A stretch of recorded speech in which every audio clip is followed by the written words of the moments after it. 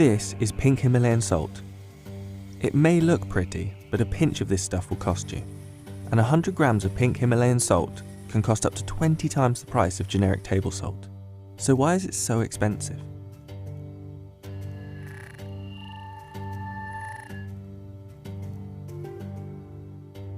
Pink Himalayan salt has gathered a cult following. Its supporters claim that it helps with everything from weight loss, reducing aging, regulating sleep, and even increasing your libido. And while the pink salt itself can cost $10 per kilo, the products made using it can be far more expensive. But what actually is the difference between types of salt, and where have these claims come from? To get an idea of what makes pink Himalayan salt different, we need to look at the different types of salt in the industry. Table salt is often made by drilling into underground seabeds, pumping out the salt water, and then refining it in purification plants. Natural minerals like magnesium or potassium are taken away. Sea salt is made by evaporating seawater using the sun or indoor heaters. Unlike table salt, it normally has no extra chemicals added, and its natural minerals stay intact. Rock salt is different. In certain regions of the world, buried hundreds of feet below the ground, are the remains of evaporated seas. This mineral, halite, gets harvested by drilling the rock face, crushing the salt and splintering it into pieces. Pink salt can only be found in very few places, from the Murray River in Australia to Maras in Peru, but the supply is far from limited. The majority of pink salt mines in the world are in Pakistan, at the base of the Himalayas, and the Kherwa salt mine in Pakistan produces 350,000 tonnes per year. So, is pink salt healthier? The salt has an estimated 84 different minerals in it, which give it its pink colour. But these minerals only make up around 2% of the salt.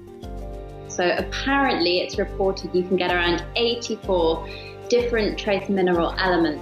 However, it's such a very small percentage of the salt that makes up these minerals that you are highly unlikely to get any real benefit or any trace of them in your regular serving of salt itself. And I hate to be the bearer of disappointing news, but it's pretty similar nutritionally. Pink salt's supposed benefits aren't just about eating it though, and many people claim it has healing properties, when either inhaled or even when used as a lamp. I can see why trends come about. So, for instance, there's a lot of different homeopathic remedies that can seem very, very appealing, but actually because they're not grounded in evidence, a lot of the time, a small hint of something having a promise can get blown out of proportion, especially when it comes to the media, especially in terms of beautiful looking items. And I think pink salt, of course, is a lot more appealing for a lot of people when you compare it to your regular white salt. So Himalayan salt doesn't have the health benefits claimed, but it's still marketed as a luxury salt, and global salt consumption is forecast to be worth $14.1 billion by 2020. So does it taste any better for the price? I think it tastes nicer, but I don't know if I just think it tastes nicer because I know it's meant to taste nicer. It doesn't taste that different. It's a bit less harsh on the palate.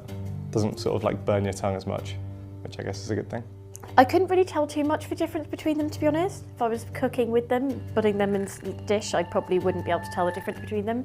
It just kind of tastes like salt. There's one other big thing that's led to pink salt's popularity: Instagram.